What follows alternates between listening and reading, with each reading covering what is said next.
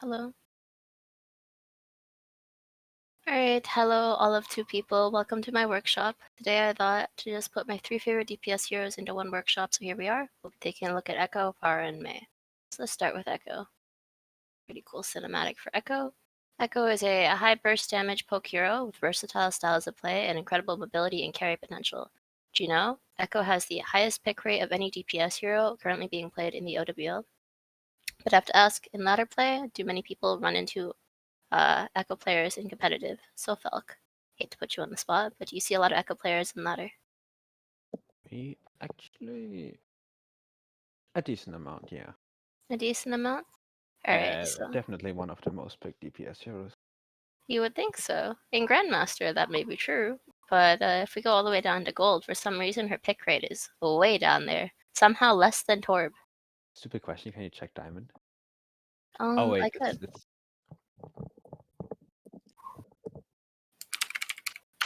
I don't have the picture in front of me, but I I'd can say absolutely check. she's around the same as McCree for Diamond. A bit less, probably. Let's just pick less than Doomfist. Here. So, Diamond competitive. Echo is all the way down here behind Widowmaker and Doomfist. Oh, So, not even close to McCree. oops. So, the reality of it is that most people, they don't pick Echo. And so, how can a hero that is a must pick in an OWL setting and even in Grandmaster be so weakly picked in ladder?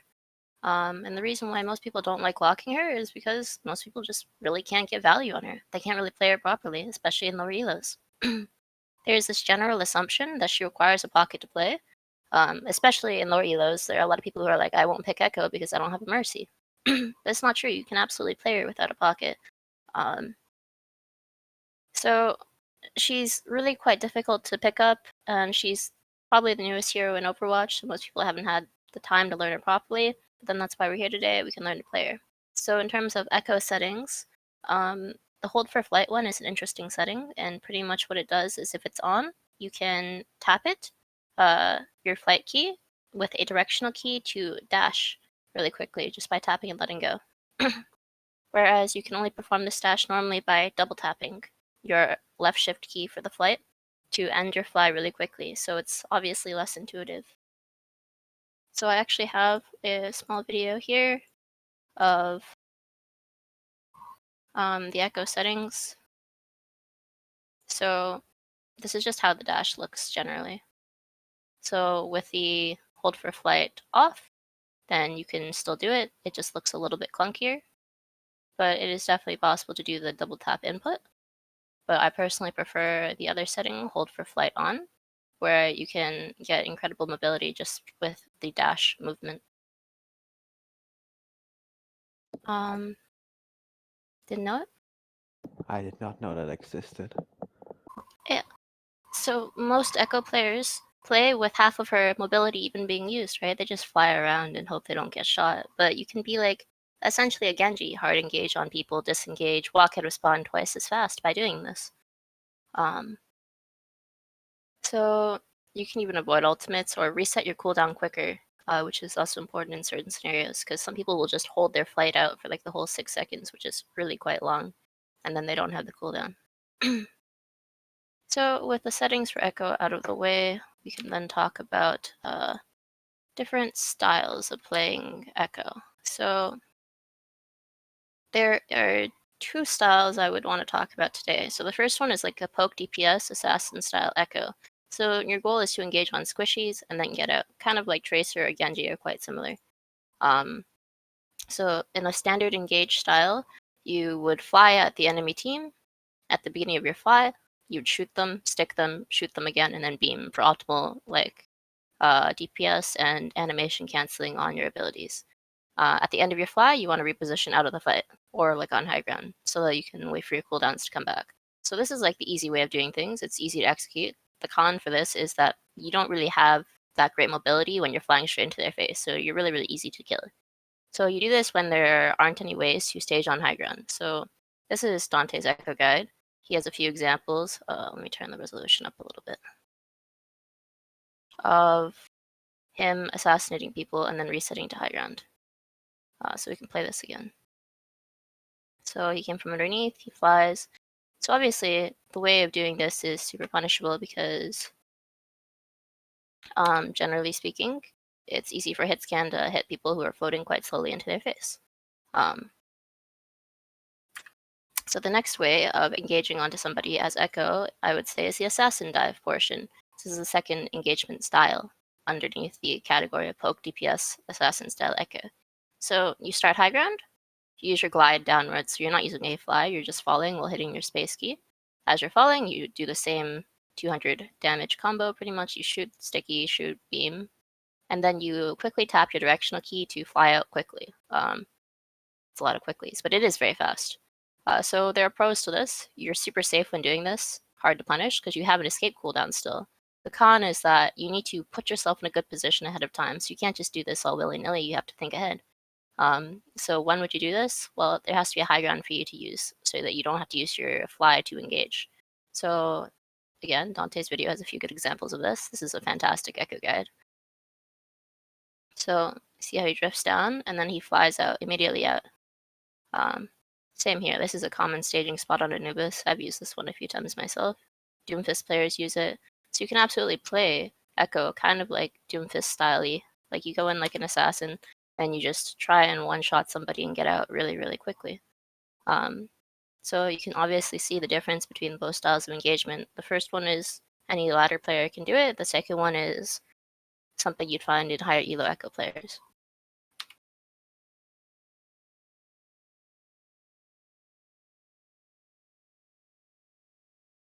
So these are the two methods of playing Echo as a poke DPS similar to Tracer or Genji. You generally only play like this when you either have a team that solo plays a lot, like Hogball, or one that plays dive, so you can engage with them in that like assassin-y style. You don't frontline at all in that style, and you should always be looking for off angles or flanks to assassinate squishies. The second we're going to be looking at is the spam or brawl style of playing Echo. And most people probably don't play Echo like this because they think she has to just fly around all the time. Interestingly enough, this style is actually extremely viable and is being played in the OWL. So did you know that Echo Shield Break is actually insane? Like, one of the best in the game. So there's Bastion at optimal range, Reaper at optimal range, Symmetra at full charge, and then there's Echo. So Echo is the fourth highest damage shield breaker in the game, for DPS specifically. And she beats out Junkrat, McCree Fan the Hammer, Soldier, Pharah. Like, not many people know these One numbers. question. Yes. Of what time frame are those numbers? I could look that up right now because it was from a Ralph video.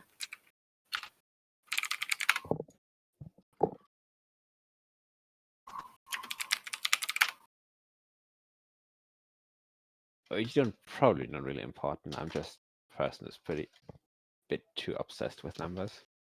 It was about a year ago. So not too recent, but not too not recent either, because she hasn't had many, if any, damage changes since then, correct? So Oh her no, no. damage numbers are quite similar for her rotations, and the first few ones haven't had any damage rework since then, except the Reaper shotgun.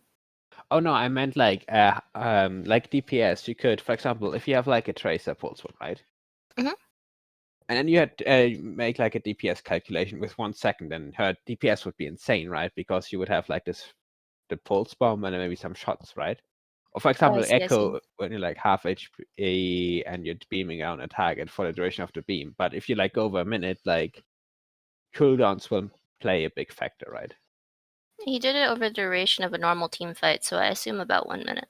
Okay, sorry. There's also this And echo left click, right? I think. it's like a left click rotated with stickies, so no beam in play actually, because the beam doesn't really do anything to the shields. No beam. Yeah, because beam is for health bars. Typically, you don't really beam shields. You just left click, and then you sticky, left click, sticky, until your sticky comes back up again. Holy shit. Yeah. So, her shield break is pretty nutty. She does more shield break than the majority of heroes, including the ones you'd think would do more than her. Some teams play her like Ground Echo. She doesn't actually fly anywhere. Her job is just to shoot the enemy frontline and shields to apply forward pressure. If she's got Narissa, she shoots the stickies in spam, and into the green pole. And if she's playing like Brawly style, even like in a Brawly dive, which is something that we're seeing being played in the OWL, where teams just brawl on Monkey and Diva instead of like hard diving, and they wait till their coal comes up and then they go in. The Echo just sits in the middle of her team and just chills. Her ultimate goal in this scenario is to burst down tanks, so she's not there to assassinate, she's doing the opposite from the previous style that we were talking about. So this happens in brawls and double shields. So if we were to turn on the OWL, we would see comps with Echo being played in this brawl style. So notice the Echo's positioning throughout this video. We'll watch it twice.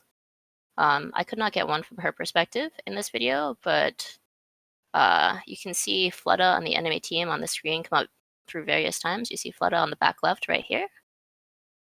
She's playing inside her team. She's not flying around. She's just kind of chilling, trying to spam out the enemy tanks. And she actually just focusing beamed the monkey to death. So she's frontlining, but she's not flanking. And in a few seconds, we'll also see her chase kills with her team, but she doesn't fly too far away. So there's Flutta right in front of our Reaper. And again, Flutta just following around in the team. So she doesn't go for crazy flanks like a Tracer or a Genji. She just plays like a Reaper. Right? Is it okay if I ask a bit off-topic stuff because we're only 3 people? Yeah, absolutely. Because like on I don't know if you know Lijiang Tower, the inside map. Yeah, control center. Do you think it's a good idea to usually, for example, you run like a Jung sim and run down the left side with like the Yeah. control panels? Mm-hmm. Do you think it's a good idea to run Echo and go down main? Because Junk will get less value because his main benefit is AoE, right? And you can spread out a bit more, which means the AoE doesn't get much value. Yeah, Compared to an Echo, which should have higher shield break then theoretically. you definitely could play Echo on that map, and you would want to avoid the small rooms. I don't think it's wrong. Okay. Like, it's not a bad point for her. Like, I've seen high-level, like, GM games that I played in personally where people just one-trick Echo. I've had teammates who are just Echo one-tricks, and they make it work against Junkrat. And Junkrat actually just can't kill Echo. So in a way, you're kind of countering him too. True, but I thought like she gets more value in the small rooms because of AoE. So you would want to avoid that probably, right? Yeah, so you'd want to stay like in the open. You just generally stay away from small rooms as Echo. Okay, thanks. So then we're on to the topic of who are the best duplicate targets, tanks, DPS, or supports. Do you have any input on this, Felk? I do. It's tanks because they give the biggest HP pool, probably. Usually. It depends a bit on the situation. If you're down a support, you might want to copy a support to get some healing back into the fight, especially if it's like the Ana or something. But I would say usually it's the tank, just because it takes the most time for enemy to kill you, and it usually has the biggest crowd control ults. Yeah.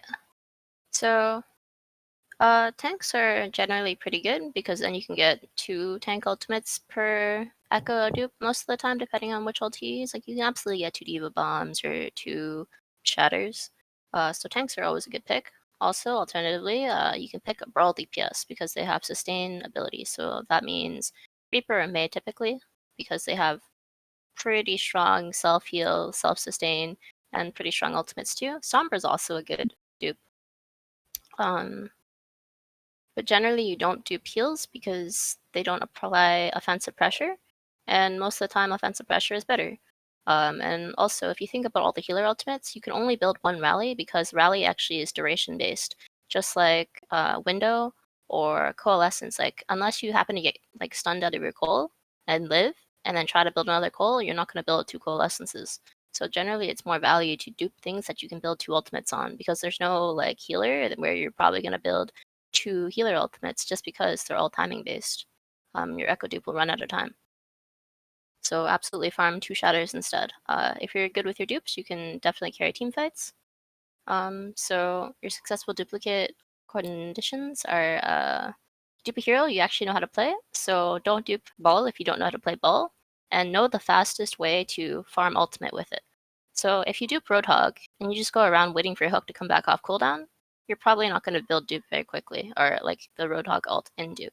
What you have to do is know that Roadhog builds his ultimate quickest through using his breather. So if you don't feed a little bit and then take a breather, you're not going to get whole hug. So understanding how the duplicate interacts with that hero and how that hero builds their ultimate quickest. You should dupe a hero who's not going to get deleted right away, so that's what you said, Falk. Dupe close enough to the enemy team to not waste time, right? So don't dupe the enemy Reinhardt from 100 feet away and then have to pin into their team. But don't dupe inside their team either so that you don't get melted. In the air above them is the optimal place. So you have time to fall down into them, you can get your swings in early or whatever hero you pick. And you get inherent high ground advantage immediately. So you should do lots of damage or healing to farm an ultimate and make sure that when you dupe the enemy team, that your team can follow up. Because if you dupe their Reinhardt and you start swinging and your Reinhardt is still 10 feet away, you're going to have 6 people focusing you and not sharing the aggro with your Reinhardt. So it's important that you think about all these duplicate conditions so that you can essentially win. So Echo is easily as versatile as McCree and can be picked in pretty much any comp out there. So instead of switching your hero for one you think fits your team better, play your hero to fit your team. So that's it for Echo. Pretty simple. We can move on to Pharah. So Pharah is probably one of my favorite heroes. She's strong in all elos, not just low elo. The caveat is that she generally needs a mercy pocket to keep her alive. Everyone hates playing against Pharah, so you definitely know that she's going to take like a ton of aggro. So this is top 500 leaderboards for Europe last season. In the top 10 DPS spots, YZNSA is occupying the majority of them as a Pharah win trick, pretty much. Playing Pharah on 150 ping, so you know that she's pretty strong and viable even in top 500 where everyone can aim, and there are a decent amount of aim butters too. So she's not a new hero to anybody, so in the interest of time, we won't be talking about her abilities. We'll skip straight to ability use. So staying in the air. So there are a lot of people who have problems staying in the air indefinitely, especially with the way her resources work now in terms of like her feel and field management. So in this clip, I just show that I can stay in the air for a minute, which is essentially indefinitely, using rocket at my feet and then jump with to get height, and then tapping space repeatedly to float, because you want to tap space and not hold it so you can stay in the air for longer. Left shift when you're low in altitude to get back up, and then cycle your concussive. So if you don't cycle your concussive, you cannot stay in the air indefinitely. At least not without some sizable high ground or something like that to rest on. So here, left shifted up. Can use my concussive to buy myself more time in the air. Sorry, my internet's a little bit bad. Can still stay in the air for longer. Even as I get closer to the ground, I can just reset with left shift. So by chaining left shift and concussive together, you're able to stay in the air forever. But if you throw your concussive all willy-nilly, then you can't stay in the air anymore, and that'll show in the second half of the clip. So here, so in this scenario, I'm going to charge up my cooldowns again, and this time I'm not going to use concussive to help me stay in the air. So watch how fast I run out of fuel, because I'm just going to throw it off into the distance on purpose, and then we're going to see how fast it ends. So even before my cooldowns come back up on my left shift, I will fall out of the sky. I don't have a choice. That's why concussive is a helpful tool for Pharah players that people don't generally use to help you maintain airtime, and they should, because you'll fly forever versus being vulnerable on the ground like a decent chunk of the time. So never run out of fuel again with this simple chaining of abilities. That sounds like an ad. It's fine. Alright, so there's two styles of playing Pharah. So there's a normal style, spam Pharah. Your goal is to apply a ton of pressure to shields and health bars until someone dies.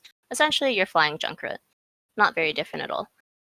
Sometimes you flank a little bit or you off angle a little bit, and it's largely pretty lucky when you're trying to hit shots at a long distance and happen to double direct people.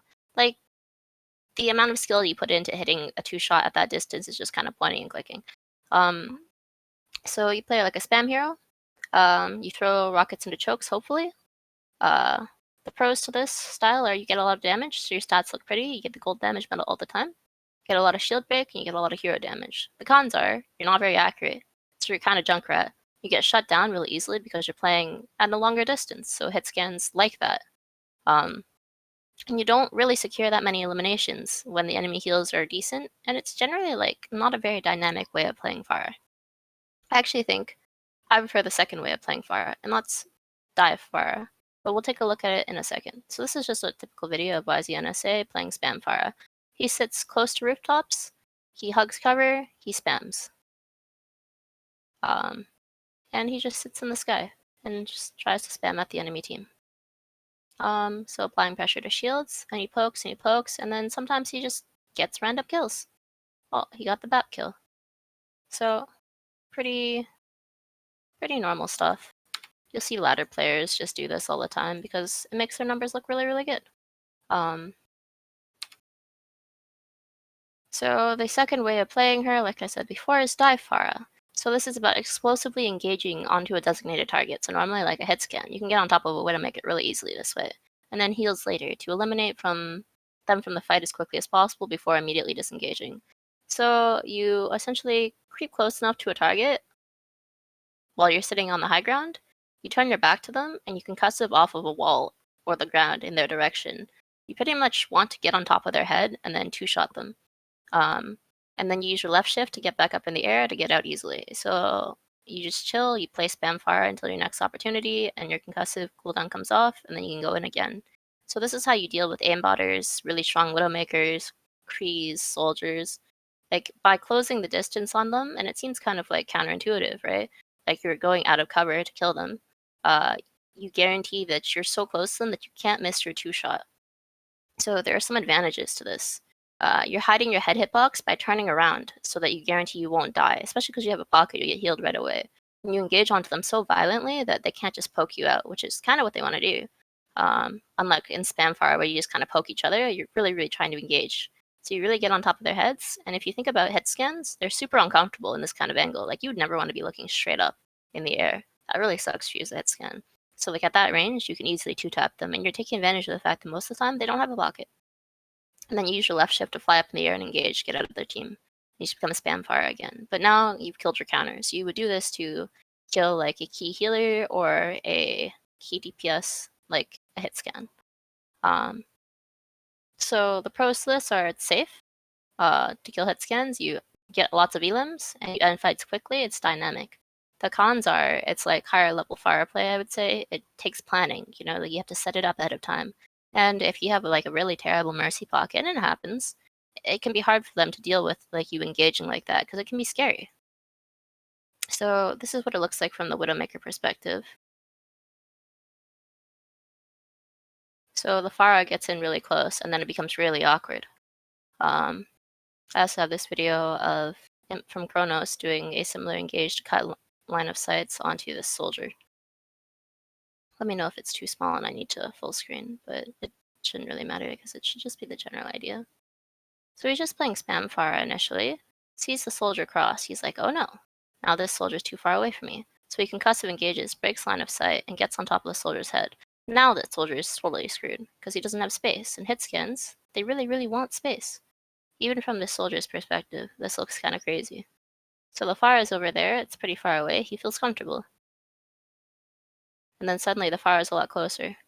Breaks line of sight to get healed, and immediately on top of his head. Super uncomfortable. So,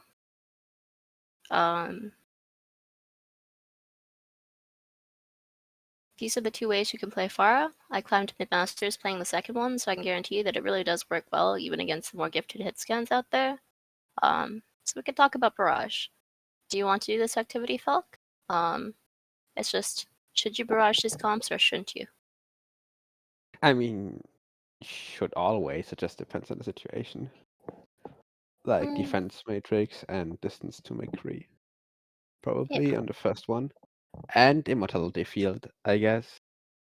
Also, it depends. If your team can follow up, I think immortality field doesn't really matter. But if it's out there, it takes longer to get kills, which means it gives them more time to kill you. So if you can get if you have a diva DMing you, I think it would be fine if you're outside. Even if McCree is close to you, just you have to look out for the DM.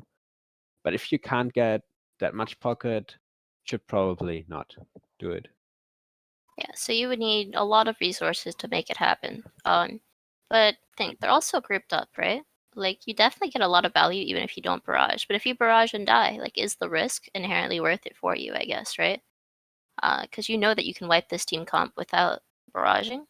I think that I probably personally wouldn't barrage the first comp, just because I think that even if they don't kill me, them eating it puts me enough at risk that I probably don't want to do it. So something like solo barrage maybe on the Kree. Yeah, maybe, but it would be hard to isolate him if he's playing Brawl. He should sit with his team generally, right? True. So like, but it's so easy for me to get like a lot of damage per rocket. Like I could easily get like 300 damage a rocket going into that team comp. There's no real reason for me to risk my life to barrage that. Fair So the enough. first one, I wouldn't want to barrage. The second one, I would want to barrage, and that's because, contrary to the first one, they have no eat. So I could probably at least secure kills here, right? If I pick Uh, the right spot. Yeah. But what about scenario 3? Would you barrage this comp? It's they're probably not gonna play super close together. I would look for a point where the Ana and Sig are probably somewhat split from the Hawk, so I can OLS him and not get hooked. Because you're not gonna get that much value because Hawk is probably not gonna die unless he has like 0 cover and no hook. Mm-hmm. And Mercy and Echo are probably not gonna be clumped up, and then there's also the sleep to worry about. So unless you can like kind of one-shot Diana, it's very risky. And Sigma can also eat it. It's like it's not as bad, I think, as Comp 1, but it really depends, I think, what the Roadhog is doing, if it's worth the risk or not. Yeah. So the way I see barrage is quite similar. It's just like, can I isolate this kill on my own? I can just two-shot people who are squishies. So if they're gonna all stand separately from each other, there's no point in just going to barrage and then leaving myself hanging in the air, right? Because unfortunately, it'd be really nice if you could cancel barrage, but you can't. So, in that Yeah, case, it's better to just fly over, two-tap, and then run away. true. So a lot of people, when they play Pharah, don't consider, should I use my barrage or shouldn't I? And I think that's a big part of playing her, right? Because your death count means you're out of the fight for longer. So you generally don't want to die. So your successful barrage conditions, the enemy team is somewhat grouped up. You should have the element of surprise, so don't just fly into their face and press Q, because you'll probably die. From in the air and behind them is good. You want to do it either when they're already done rotating, so they're stationary, or they're rotating through a choke, so that you can be above and behind them. Because how many divas walk through doorways backwards looking at the sky? It's kind of weird, right? Only in higher elo do they do that when they know you have a barrage. Otherwise, they generally get kind of caught out by this.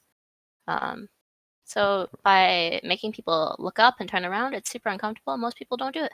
So you can catch people out. Element of surprise.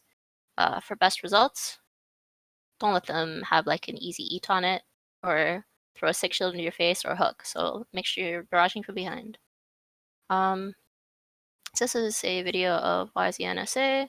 He is going in for a barrage. What he does is he lets go of his feel so that they can't hear him. He goes behind them over top of a choke. They're stationary because they're rotating but also stuck in the choke. So this is like, it fulfills all the conditions for a successful barrage essentially. So it's good. And we should all be looking to barrage in a similar way. Very straightforward. So yeah, that's all about Pharah. We still have some time left, so let's try to talk about Mei. So I feel like I've said this a lot today, but there's actually multiple ways to play Mei. She's not as versatile as Kree or Echo, but she's still not just brawl, haha, put up wall, haha, Mei. I actually think there are a lot of people out there who just aren't very good at playing her for a variety of reasons. She's super duper strong. Her wall is the strongest ability in the game, in my opinion. She can be played acceptably in 2 comps, brawl or spam. You could also play her as a sniper because she's pretty okay at that, but I wouldn't recommend it. So brawl is the most common place you'd see a Mei. In brawl, she's just looking for walls for a team to follow up on, so she's isolating positioning. Her goal is essentially to kill tanks, not really squishies too much, and she's trying to farm Blizzard. Spam Mei is a little bit different, and we haven't seen this in a few metas since like, I want to say last year, beginning of the year, when Double Shield was still being played a little bit. Do you You'd be remember, I think one playing, of the first maps, like, do you know the preseason of the first Overwatch League? sure. I think like Ron Spitfire did that actually very effectively there against I don't actually know who. I just remember seeing it because I think it was my first contact to the Overwatch League. Because do you know Stylosa or Unit Lost? Yeah, He made a video about that. Sorry, it's a bit off topic. that's alright. So Spam May was being played in my first season that I played Open. This was like the team comp that all the GM teams were playing. And pretty much we would play May Hanzo or Rista Sig, and we would just throw May right clicks into pulls. And May Wall wasn't used the same way it is in Brawl. Pretty much the way it was being used was to cut rotations actually. So like the enemy team would want to rotate through a choke or something like that and into the high ground, and we would just wall off the doorway to high ground and they would not be able to go, so they'd be caught in the open. So they'd have to make a longer rotation, and by using the longer rotation time on their side to our advantage, we would just spam them out and they would die. So using What your DPS would walls, you pair with that? Hanzo normally, you would actually play double projectile, and you're just trying to throw your projectiles into a reciprocal to secure kills over top of shields. And you're just spamming until you get Blizzard, and then you pull Blizzard. What about Um, Echo? Echo wasn't. I don't think Echo Oh, was out when this was being played, but yeah, you can absolutely play Echo with it now. Alternatively, you use Well to kite damage. So in double shield or spam comps, normally BAP is being played, so you use your May Well to block off BAP window. Actually, I have an exercise about that towards the end of this.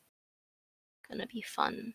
So Blizzard, the ultimate. What are the conditions for a successful Blizzard? Your goal is to freeze as many people as possible in a way your team can follow up on. So is there any ability that works really, really well with Blizzard? the ability In that works. Did you have yourself or? Yeah, I mean Maywall, so they yeah, can't walk out of it.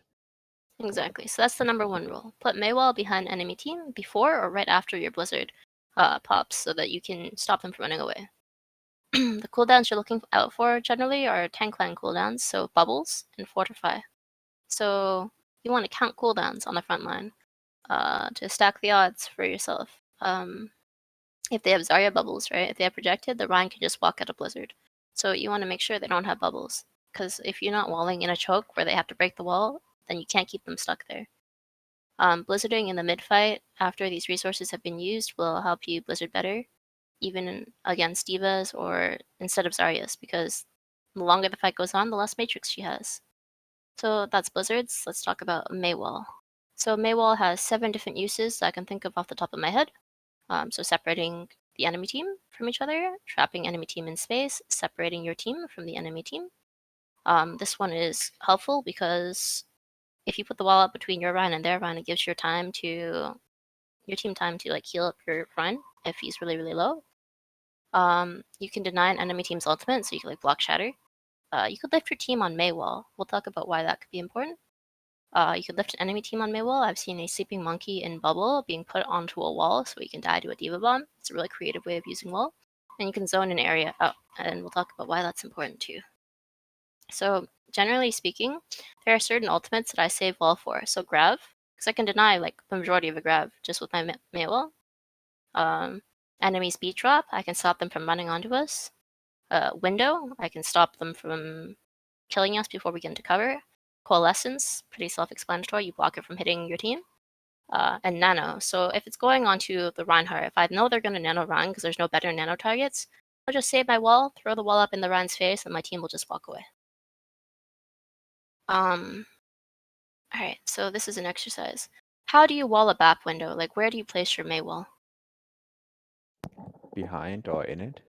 Yeah, so behind or in it. That's the ideal. And grab? Between you and enemy. Yes, that's the ideal. Now grab dragon. In front of her? Oh, Maybe you can try to wall the Hanzo up. Okay, no, you can wall yourselves up, right? Yeah, so you can wall your team up. So Maywall, in essence, is actually a counter to Grab Dragon, and not many people use it like that, but it's really, really strong, right? You can save at least half your team, if not all of them, depending on how good your wall is. Nanoed Rhine, we just talked about, so you just depressuring the situation, so you throw it between your Rhine and their Rhine, easy. Unless he feeds. Yeah, unless he feeds, but you can't help that. No one's helping that at that point. So Bastion, who's transformed, so he's in his turret mode or whatever. How do you Maywall a Bastion? Well, I think it depends. If you want to rotate, you obviously put it in front of him to block damage. But if you have like Rotok or like strong spam and you put it on top of the wall so you can spam him down before they can react. Yeah, so you can lift him on top of the wall. That's one use. If you want to rotate and you don't want to put him on the wall, then you turn the wall sideways so there's more overall pillars in front of him. Oh. Yeah. True. Kind of like a big brain way of using your wall because it's more overall HP. He can't move around the wall. He has to pick himself up and move, so he has to break it all or move. So you zoned out his positioning. So different ways of using Maywall creatively. Kind of a neat ability. Pretty big brain. So Ice Block. This is the last example I have for Ice Block. And pretty much what it is assume that the enemy Rhine is walled on my side of the wall. The McCree is the enemy McCree. So he breaks wall to save his Rhine. You can Ice Block behind the enemy Rhine to stop him from getting through the area that his team just broke. So creative uses of Ice Wall, or Ice Block, sorry. You can also just generally block in front of your teammates to stop damage. If you think they have Shatter, you can block Shatter with it. Diva Bomb you can block as well, because nothing goes through block. You can block sleeps. So anytime you want to block a CC or to stop the enemy team from going through your Maywall, you can do this to become another pillar of your Maywall. Kind of creative way of playing May as well. Really do love playing May. So yeah, do you have any questions? Yes. You never mentioned that you can block DM with it. Are you think? Do you just think it's not worth it, or? I think DM is wider than the block itself. No, I meant the wall, because when you said how you can use your wall, because something I tended to do a lot. I mean, I kind of swapped from Flex to hit skin, so I'm not really playing May anymore. But when I played May and I played against the Diva, I usually walled off the Diva so I can So that you can Blizzard. buzzard. Yeah, because it's a solid object, is correct. Do you think it's a good idea, Dad? Because you just didn't listen. As I thought, maybe It you is a think good it's just idea. not worth it, like or maybe better to move around the corner and then wall them or something. I think it's a good idea, but I also don't think that the Diva should be playing far enough from the Reinhardt that you should be able to wall the Diva off, if that makes sense. I'd Because put it in front of the Rhine and then break it immediately after the Blizzard is down. Because then there's nothing stopping them from amping the Rhine backwards out. That's why you generally want the wall behind the Reinhardt to make sure that he can't leave. True. That's why, like, it's kind of bad to do it that way. But if you can isolate the Rhine by himself on one side and the Diva on the other side, and she has to fly up over the wall, you definitely have time to Blizzard. Okay. So if you don't have other questions, then I think that's it for this. It was quicker than usual today because we have less people overall, so less discussion, but should do.